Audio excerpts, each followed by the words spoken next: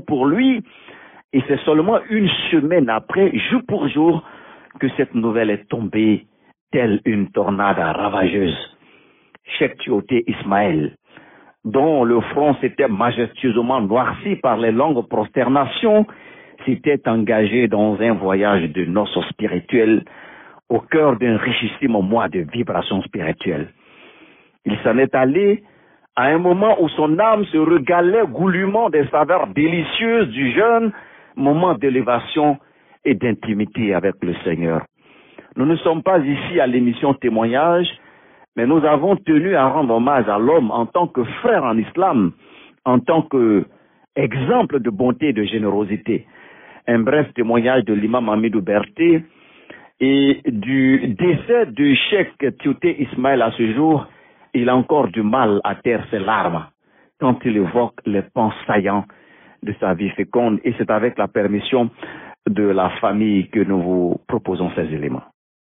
Je tiens à rendre hommage à mon filleul, Cheikh Ismaël Tioté, qu'Allah lui pardonne et lui accorde son Jannatul Firdaus, qui s'est vraiment confié à moi et il m'a adopté comme son père spirituel, son guide religieux.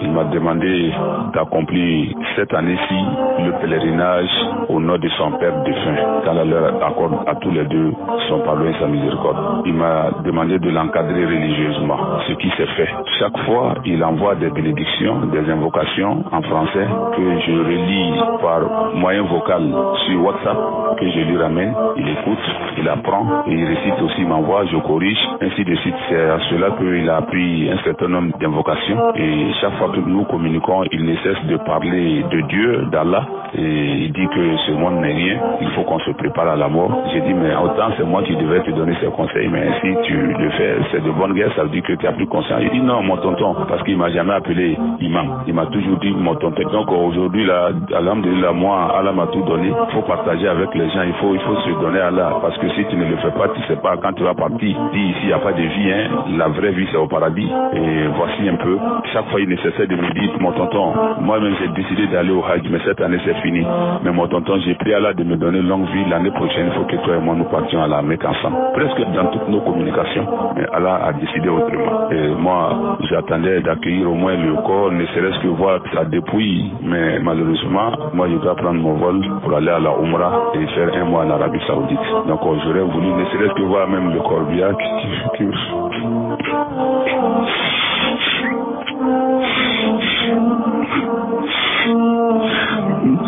voir le corbillard qui va le transformer. Mais malheureusement, je ne pouvais pas voir ça.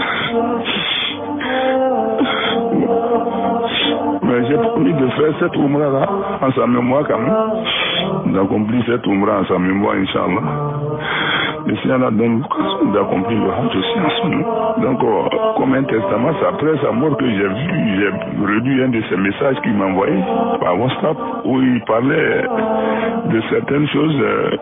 C'est aujourd'hui que je me rends compte que c'était un peu son testament. Et si il m'a envoyé ce message-là auquel j'ai pas prêté trop attention, et chaque fois il me dit mon tonton, vraiment, le monde n'est rien, et il faut qu'on prépare la mort, le paradis, on doit le chercher, on ne sait pas qu'est-ce qu'Allah nous réserve, tout ça. Et voilà, dans ce message, il dit comme ça, je le cite, tel qu'il m'a envoyé le message, et il dit dans ce message qu'il m'a envoyé le 28 avril 2017, il est possible qu'un jour, j'ai parlé en ton absence sur toi. La langue, que je sois seul ou en assemblée, dévie incontestablement, de manière volontaire ou involontaire. J'ai espoir que tu me pardonnes si j'ai été médisant à ton égard. Je sais qu'Allah ne me pardonnera pas tant que la personne sur qui j'ai parlé en son absence ne me pardonne d'abord. J'envoie ce message à tous mes contacts, non pas par faiblesse de ma part, mais par crainte de celui qui détient tous les royaumes. Si tu m'as pardonné, renvoie-moi ce message qui est une invitation au pardon mutuel. Purifions nos âmes. Pardonnez-moi, car les morts subites sont fréquentes. Voilà le message qu'il m'envoie. Et pour terminer, il dit, je prends Allah comme témoin que je te pardonne. Laisse ce message être une invitation mutuelle au pardon avant Ramadan, à une purification avant Ramadan. Donc, c'est mon petit qui s'est confié à moi, un lien religieux. Il était généreux, il était charitable. Je l'ai senti parce que, ne serait-ce qu'à quelques jours du mois de Ramadan, moi, il m'a fait venir 2 sacs de riz et puis un carton de sucre avec la la somme de 100 000 francs, un gros bidon d'huile. Mais moi, mes gestes ne cesseront pas à son égard. Je continuerai d'invoquer Allah Ta'ala pour lui, là où il se trouve. Et nos invocations, nos aumônes vont l'atteindre là-bas. Et je prie Allah Ta'ala de lui accorder le repos éternel et les délices de la tombe, ainsi que le paradis Al-Firdaus. Et il disait comme ça, une de ses connaissances qui m'a fait cette révélation, il dit, mais je suis béni.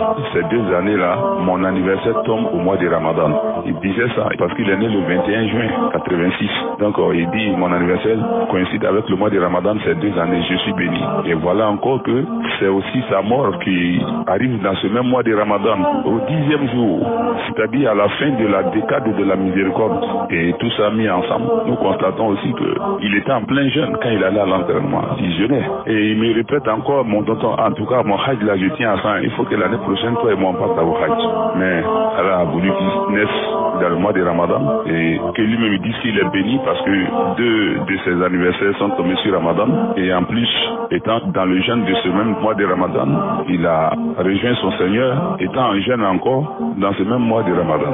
Au 10e jour, à la fin du 10e jour de la première décade qui correspond à la miséricorde divine. Donc nous demandons à Allah de lui accorder sa miséricorde, son paradis et tous les bienfaits qu'il a accomplis, qu'Allah les lui rende dans la tombe, dans l'au-delà, qu'il a tant cherché. Nous prions Allah de l'agréer dans son paradis, Jannatul Firdaus. Allah lui pardonne et m'a beaucoup émerveillé.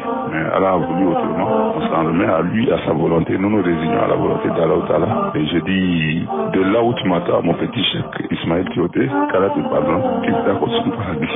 Salam alaikum. Le cœur saigne, les yeux pleurent, mais la langue ne dit que les paroles qui plaisent à Allah. Inna lillah wa inna ilayhi raji'un. Nous sommes à Allah et à lui nous retournerons. Nous sommes témoins de la fin d'un jour de ce frère fauché dans la fleur de l'âge. 30 ans, si débordant de vitalité et d'énergie, en sera-t-il pareil pour nous? Nous encore à la course derrière les richesses de ce monde, nous encore à la course vers la gloire et la célébrité, nous encore à la course vers les honneurs et les passions de ce monde, promoteurs de vices et de perversité. Il y a une chose qui me fascine dans la vie de ce jeune homme, c'est cette obsession lumineuse à parler de la mort, du paradis, de l'insignifiance de la vie pendant ces derniers temps. Et ce qui m'a encore fasciné, ce sont les invocations auxquelles il s'intéressait. Il les récitait via Internet et l'imam lui donnait la bonne prononciation. Et vous le verrez de vous-même. Ici encore, c'est une invocation contre les supplices de l'enfer qui l'intéresse. Avait-il pressenti ce jour, lui pour qui l'imam avait déjà pris attache avec une structure pour recevoir et verser sa zakat le samedi 10 juin dernier, lui dont l'épouse est en attente d'un enfant, lui dans la tête de qui débordait tant de projets, suivant l'une des dernières invocations qu'il a revisitées avec l'imam avant son rappel à Allah. Assalamu alaikum, Cheikh. Donc voici enfin le doigt que tu m'as dit de réciter pour que tu puisses bien prononcer. Donc je vais réciter, tu suis doucement. Rabbana asrif anna azab jahannam inna azabaha kana gharama. Ça veut dire Rabbana, ô notre Seigneur, asrif anna, éloigne de nous azab jahannam, le châtiment de l'enfer. Inna azabaha, car le châtiment de l'enfer, kana gharama, est assez humiliant. Merci et bonne réception. Et qu'Allah t'en fasse profiter, Inch'Allah, qu'il nous protège tous du feu de l'enfer et d'une humiliation de l'enfer du jour du jugement. Assalamu alaikum wa rahmatullahi wa barakatuh, mon petit. Assalamu alaikum wa rahmatullahi wa barakatuh, mon petit. Alhamdulillah, Rabbi al-Alamin, j'ai reçu votre note vocale par rapport à l'invocation du doigt que vous m'avez envoyé, mais j'ai rectifié ça, Inch'Allah, par Allah. Donc, j'ai répété encore, et comme ça, vous allez écouter, et puis vous allez voir, Inch'Allah, que j'ai rectifié. أعوذ بالله من الشيطان الرجيم بسم الله الرحمن الرحيم ربنا أصرف عنا عذاب جهنم إن عذابها كان غراما ربنا أصرف عنا عذاب جهنم إن عذابها كان غراما. Donc voilà, alhamdoulilah, j'ai rectifié ça, donc si vous pouvez me renvoyer l'autre doigt là, ça me fait plaisir. Merci beaucoup et puis qu'Allah vous récompense pour ce que vous faites et on se tient au courant, Inch'Allah. Salam alaikum wa rahmatullahi wa barakatuh. Mesdames, Mesdemoiselles et Messieurs, avant que l'aube ne vienne chasser les derniers soupçons du clair-obscur abandonné par la nuit folle, qui suivra Timothée dans son voyage éternel? Celui qui vous parle ou vous qui m'écoutez. Que ceux qui savent entendre, entendent, et que ceux qui savent méditer, méditent. Ya Allah, pardonne les manquements de notre frère, accueille-le dans le Jannat Firdaus, et accorde-lui les mérites de toutes ses bonnes actions et ses bonnes intentions. Ya Allah, console sa mère et fais miséricorde à son père qui n'est plus de ce monde.